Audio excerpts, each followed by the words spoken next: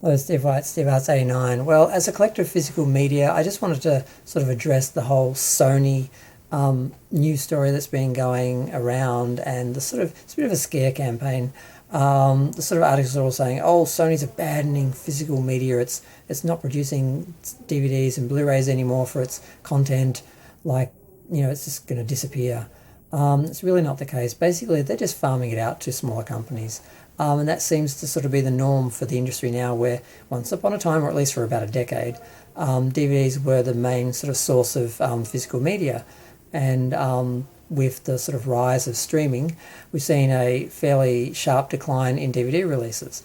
And basically, the bigger companies that were doing this sort of mass distribution are sort of pulling away from that because it's not profitable for them, and they are basically handing it over to boutique companies who are producing more DVDs than ever before, sort of taking over sort of from the larger sort of companies that were doing the wider sort of basic releases. So now we're getting boutique companies doing more curated releases for collectors and just DVD buyers. I sort of want to distinguish between collectors who buy like special collector's editions and sort of vintage stuff and all that, from just the regular people who do like to buy physical content, physical media of their content, because it's not going away.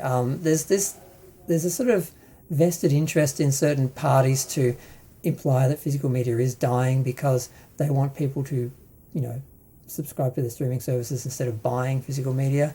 But sort of the sort of pitfalls of streaming has sort of become clear, because when streaming sort of started to really pick up, they promised a lot, and people sort of imagined this giant library in the sky that they'd always have access to, but it's really not the case. It really relies on licensing and the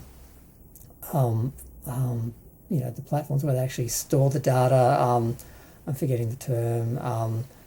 Basically, it doesn't cost money. I mean, it costs money. It does not for free to keep all this stuff on the servers.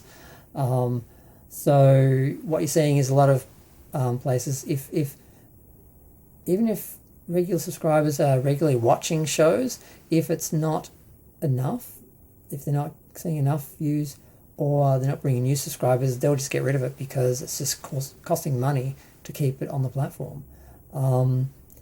And it's just really disappointing because people, are seeing their favourite shows disappear, or they're seeing they're paying for service and then their favourite show gets licensed out to another service. That's happened a lot with Star Trek, where Paramount Plus is supposed to be the home for Star Trek, but yet they ditched Prodigy because no one was watching it. It was just costing money, so they scrubbed that from the platform. And then they licensed out the movies to, I think, Amazon. And sometimes it's exclusive, so your favourite movie or show will just disappear for 6 months, go to another streamer and then come back. And it's just not reliable. And people who want reliability, they want to watch their favourite films and have them available when they want to see them, are now going back to DVD and Blu-ray and physical media. They've sort of the benefits of physical media have sort of become clear, and the pitfalls of streaming have sort of become clear. And now we're starting to see a sort of petering out, where you sort of have your two sort of groups: people who are happy to just stream and they don't really care about having a library or having reliability. They just sort of want the newest thing when it comes out and just convenience. Other people want reliability and to be able to keep their libraries and keep their favourite movies and TV shows and never have to worry about whether they disappear or not, or whether someone takes them, because you can't pull them off their bookshelves. Like, they can pull them off the servers and platforms and everything, but they can't remove your favourite film out of your DVD box set or anything. So so that's just sort of the case, and people sort of acting like it's the end again, and they're always trying to say it's the end because they have a vested interest, because all these sides of the sort of entertainment industry, the theatres, the streamers, the physical media, they're all competing against each other.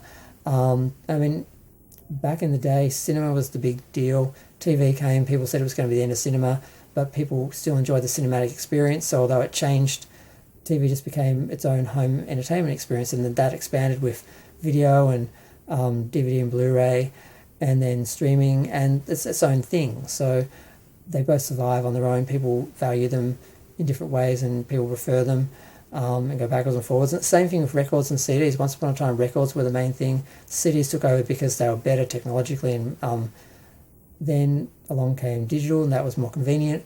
So CDs died, but then vinyl came back because CDs and vinyl were their own experience, but the difference between CDs and digital copies weren't as different as the difference with vinyl and digital. So vinyls had a resurgence while CDs have died.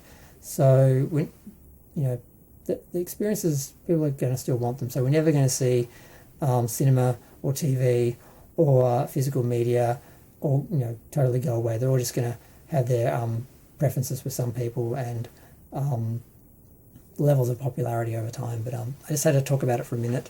So yeah, invest in physical media. It's worth it. But also use the convenience of streaming and enjoy the cinema and TV.